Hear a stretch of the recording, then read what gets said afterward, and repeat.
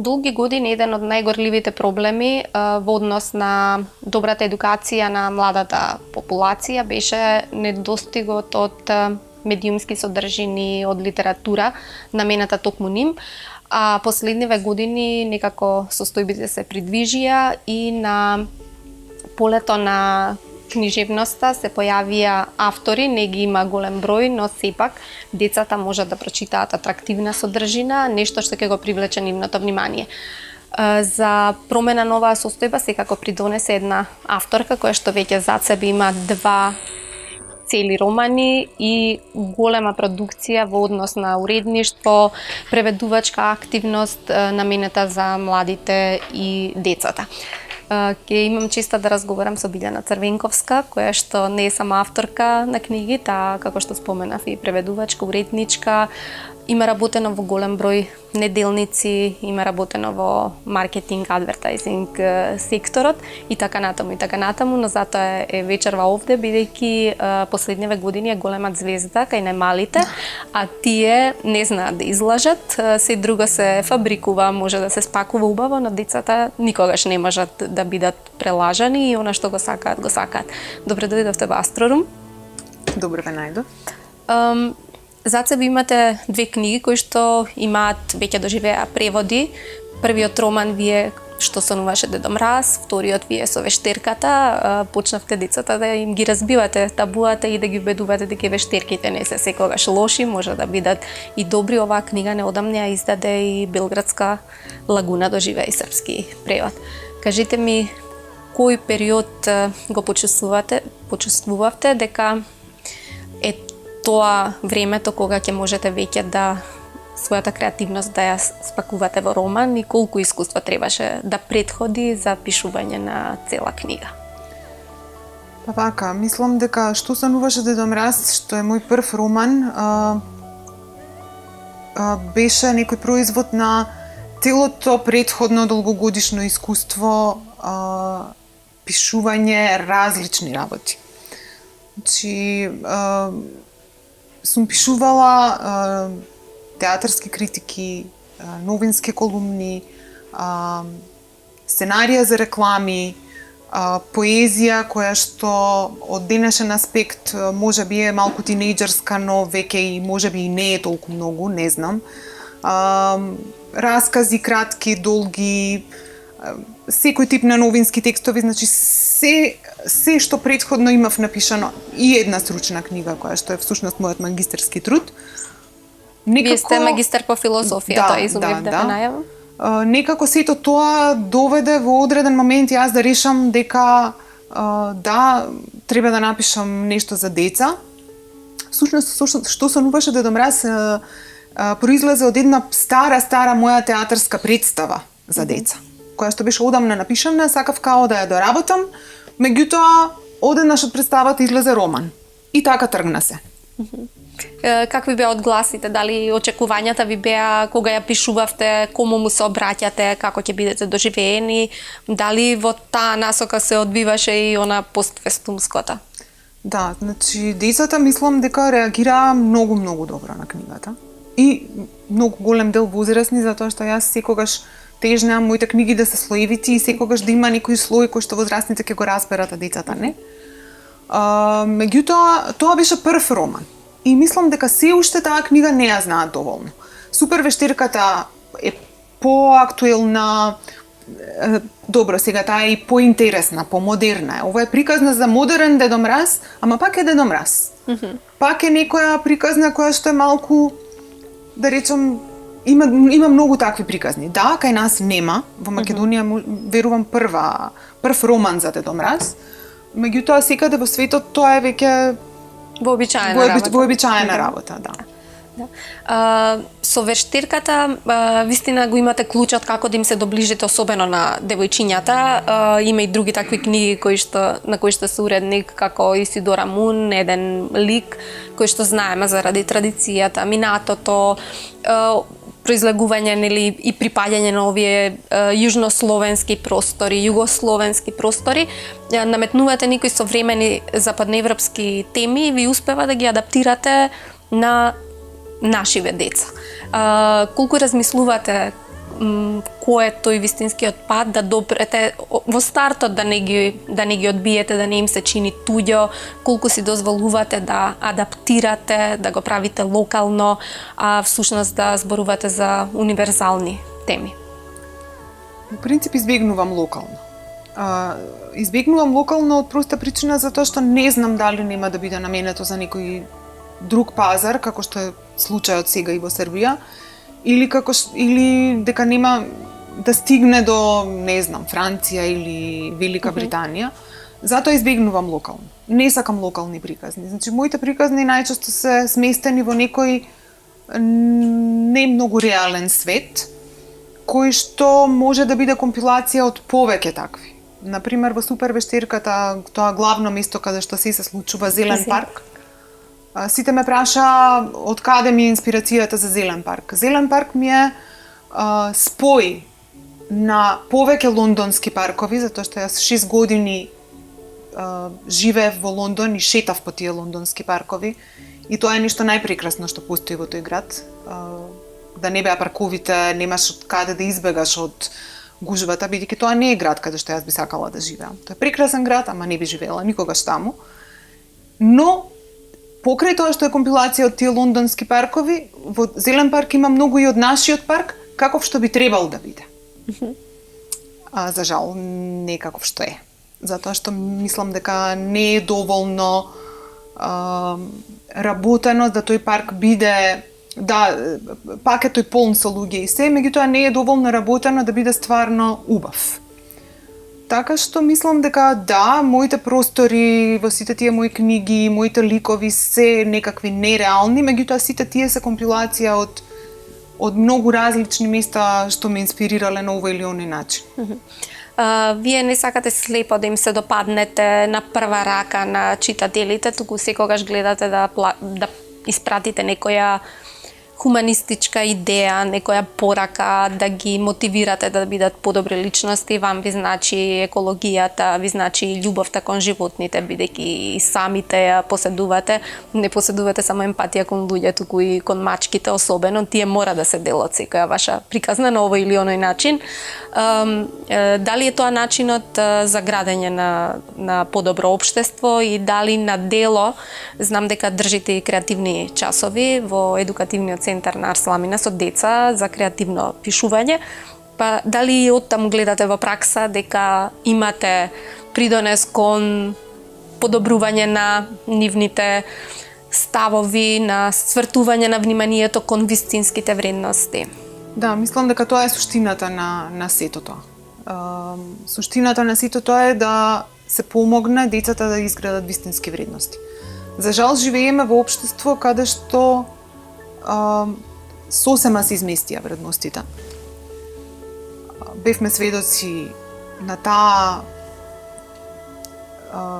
брзо распаѓање на нашето општество, бидејќи беше брзо. Да, тоа беше и бавно во еден период, меѓутоа потоа зеде замав и нашето општество дојде до стадиум каде што веќе се измести. Кога нашите деца по улица зборуваат за политика, кога нашите деца на час, кога ќе ги праша наставник дали во било кој момент би оправдале убиство, само едно дете вика не, а сите други викаат да во самоодбрана, да, ако некој ме нападне, да, ако некој ми се закани. Значи, ние сме во многу лоша ситуација. Ние сме во многу лоша ситуација кога во нашето општество немаме начин да се справиме на хуман начин со уличните кучиња, па затоа тргаме да ги труеме и всадуваме страв кон животните. Значи, ние сме доведени во ситуација кога се е буквално изместено, кога немаме начин како да објасниме дека умираме од воздухот кој што го дишаме. И ако не работиме на тоа да преку приказни, преку часови, преку разговори со децата, да им всадиме на што вистински треба да посветиме внимание. Дека не треба да посветуваме внимание на материјалните работи, дека не треба да посветуваме внимание на тоа да гледаме, не знам, да се бавиме со тоа дали некој направил ова или она од нашите политичари, туку треба да им го свртиме грбот и да ги доведеме во ситуација тие да не молат нас. Значи, тоа е тоа.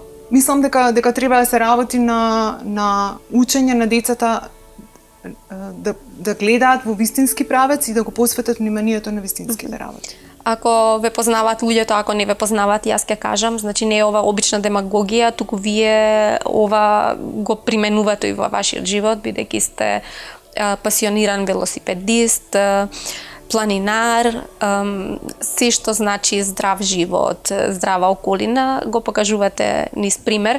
Колку сте забележале дека, бидејќи децата впиваат и имитираат, ним не треба со зборови да им кажувате како треба да постапуваат, туку најмногу гледаат, а знаеме што гледаат најчесто, за жал. Да, па не знам, значи, можеби јас сега звучев малку строго, меѓутоа мислам дека дека ако се поставуваат позитивни примери, апсолутно впиваат, апсолутно те следат и го гледам тоа од моите деца дома, кои што можеби некогаш ќе пружат отпор за некои работи, меѓутоа со тек на време ќе прифатат. На почеток кога одевме во планина беше тешко. Па до кога, па до каде, па тешко ми е да одам, па чекај, па кога ќе се вратиме. Меѓутоа, ако си упорен, работите успеваат. Затоа мислам дека треба да поставуваме сите позитивни примери. И затоа мислам дека имаме шанса, ни се пружа шанса да смениме нешто, зошто да ја пропуштаме. Јас сакам да споменам, иако затоа што знам дека вие во таа смисла немате табуа, мене ме фасцинираше дека вие и дури во најавите кажувате дека сте добра маќеја на 2 деца. Малку мина знаат дека немате своји деца, но имате деца од вашиот сопруг и ги викате ваши деца и целиот овој живот, ова живење го наметнувате, нели како да се тие ваши. Има ли децата наши уште се заглавени во стереотипи, во табуа, забележувате во живиот контакт со нив дека не разговараат за проблемите, дека сите се уште им викаат молчете, немојте, тоа не е добро, не е исправно или како веќе? Па, за жал се уште проблемот е ист, нели, ние живееме во Македонија, за многу работи не се разговара, но модерниот живот влијае на сите нас. Значи, се помалку има функционални семејства, се помалку децата излегуваат надвор, а се повеќе седат на компјутер. Модерната технологија сите не уништува, тргнувајќи од себе, нели зборувам, па децата уште повеќе. Така што некои работи се соочуваме со нив, треба да ги решаваме. Децата апсолутно им е тешко да зборуваат. Од курсевите јас што ги водам, не зборувам само за моите деца, туку еве и примери што имам. Курсот каде што се помалите деца, 8 годишните, е еден прекрасен отворен курс каде што ние зборуваме за се. Меѓутоа децата веќе од 11-12 години се многу позатворени, бидејќи тие влегуваат, тие се во една предтинејџерска или тинејџерска возраст, каде што се многу чувствителни и прво не се дружат толку, друго се многу позатворени, многу потешко разговараат, многу тешко допираш до нив. Тоа е уште потешко после, во средно училиште. И секако дека тие проблеми се нешто со кое што ние треба да се бориме секојдневно и треба да го решаваме секојдневно. И треба да инсистираме, да разговараме. Јас тргнувам од себе, јас не разговарав со мојата мајка на таа возраст.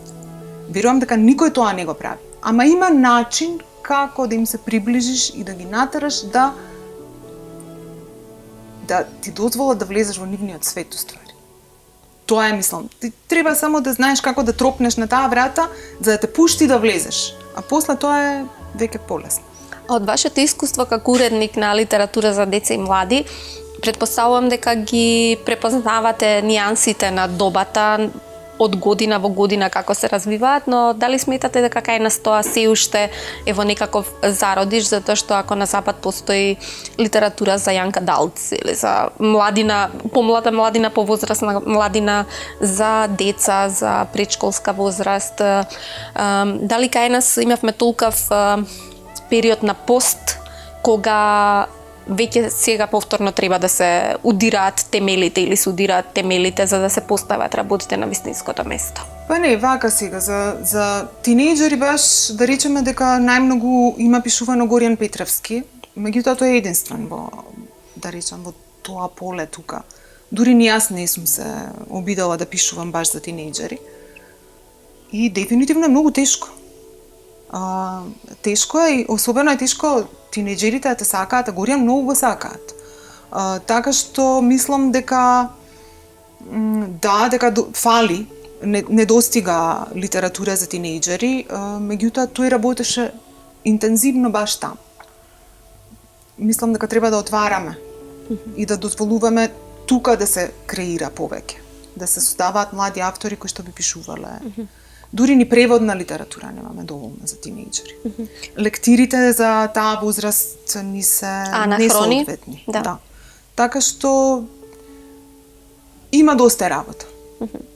А во преводот со што најчесто се студирате, со наоѓањето еквиваленти кои што ќе бидат разбирливи за нашата младина? Дали може да се сетите, еве да речеме, за некој интересен пример, за некое среќно решение, за помалку среќни решенија? Па сега во моментов вака немам пример, меѓутоа имам голем предизвик пред мене. Треба да преведувам една книга која што беше многу успешна во Босна и во Србија, а допрва ќе следната година би требало да излезе во издание на Арсламина, која што е приказна на едно девојче тинејџерка со феминистички идеи. Книгата се вика Фурам феминизам. И е апсолутно многу жаргонски пишувана. Сите табуа ги руши. Се занимава баш со сваќањата на едно девојче тинејџерка која што сознава дека живее во машки свет, каде што на жените баш не им е дадено да дојдат до израз, бидејќи сепак е ова Балкан, нели? Од најпрост пример зошто на ѕидовите во училиштето висат портрети само на машки научници, па нема ли женски научници? Нешто слично како што е всушност и приказни за добраноги, за бунтовни девојчиња, меѓутоа ова е дневник на едно девојче, кое што ги дознава сите тие работи. Можете да ги доброите сите преводи, адаптации, некаде сте и целосен автор на сликовници, некаде се работи за преводи, особено ве фасцинира илустрацијата. Сметате дека тоа е главното нешто што може да ги примами децата да читаат? Апсолутно. Мислам дека без добра илустрација книгата како да не постои. Никогаш нема да помине книга, зборувам кај мали деца, каков сака нека е текстот. Мали.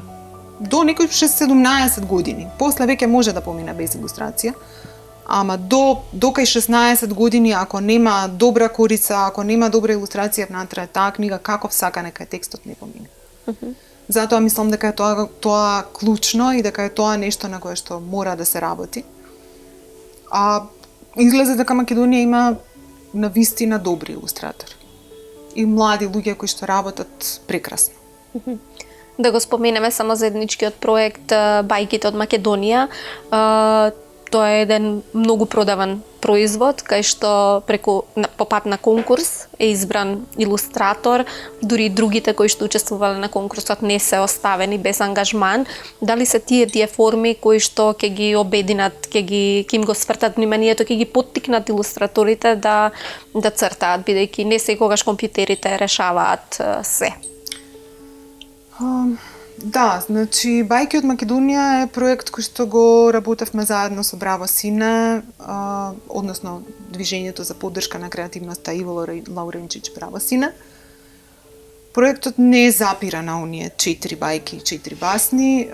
Во моментов со Катарина Николовска работиме на 52 бајки од Македонија, односно тоа се приказни кои што се земени од собраните дела на Марко Цепенков, Кузман Шапкарев, Стефан Верковиќ, дел од зборникот на Миладиновци и да не заборавам некого, и Танас Вражиновски од неговите собрани, да речам, волшебни приказни. Од сите тие дела се избрани, да речам, најубавите бајки. Се уште го работиме тоа. Адаптирањето на бајките е можеби нешто најтешко што сум работела до сега. Полесно ми е да напишам моја книга одошто да адаптирам бајки, значи не е само јазикот во прашање, туку е и тоа бајката која што е во таа сурова форма да ја доведеш да биде доволно прифатлива за дете од предучилишна возраст. Што значи мораш внатре многу внимателно да кратиш некои моменти кои што детето или нема да ги разбере, или ќе бидат за него и не само културолошки, туку и воопшто нема да бидат прифатливи, а пак да се соочува суштината на таа бајка. Да има наравоучение и тоа јасно пласирано до детето. Така што тоа беше тој проект од кој што ние тргнавме и така почнавме да бараме илустратори, меѓутоа тоа не запира. И мислам дека постојано нешто ново се прави, тие некои нови луѓе излегуваат, и се појавуваат, и цртаат, и бојат, и се вредни, и се одлични.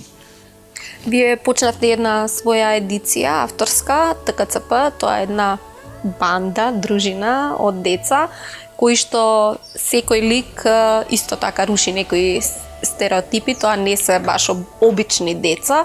Како ги формиравте ликовите и колку е тоа важно? Дали е тоа првата фаза за да можете да обезбедите да тече приказната натаму и да стигнете до крајниот корисник на вистинскиот начин?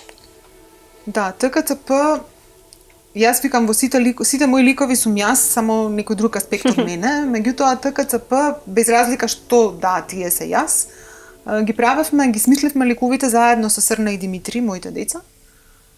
И им дадовме имиња и решивме дека секој од тие деца ќе има по една супер моќ, значи тие се во нешто многу силни, меѓутоа во нешто друго тие имаат, бидејќи се нормално како и сите други деца, кршливи, имаат ахилова пета. Имаат некоја ахилова пета. Значи, например, Лео, главниот шефот на дружината, кој што е супер мозок, што може во секунда да најде решение за било која работа, тој има многу слаб вид.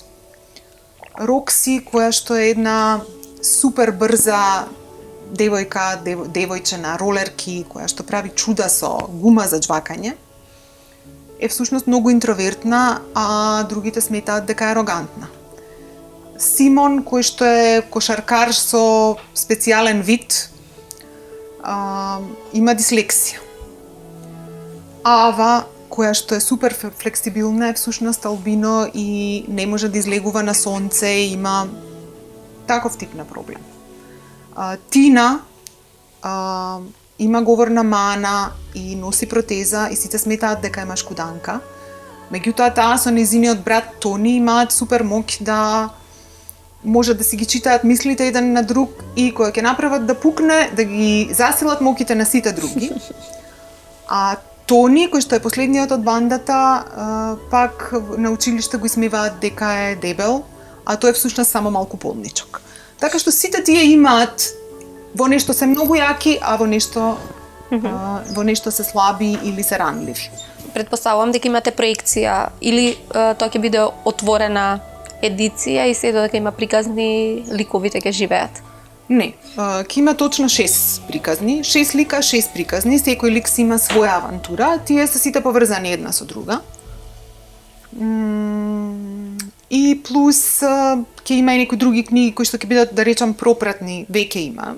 Книги со активности, боенки и така натаму, меѓутоа овие 6 се тие главни 6 приказни и тука ќе заврши, да речам, едицијата на мини романи. Јас би рекла дека тие се повеќе некој хибрид помеѓу роман и графички роман, бидејќи со Здравко Гиров, илустраторот на овие книги, решивме да одиме од логиката дека има деца што не сакаат баш да читаат и кога ќе видат многу текст, тие се плашат и не сакаат да ја фатат книгата и тогаш решивме да ќе направиме книги за деца што не сакаат да читаат.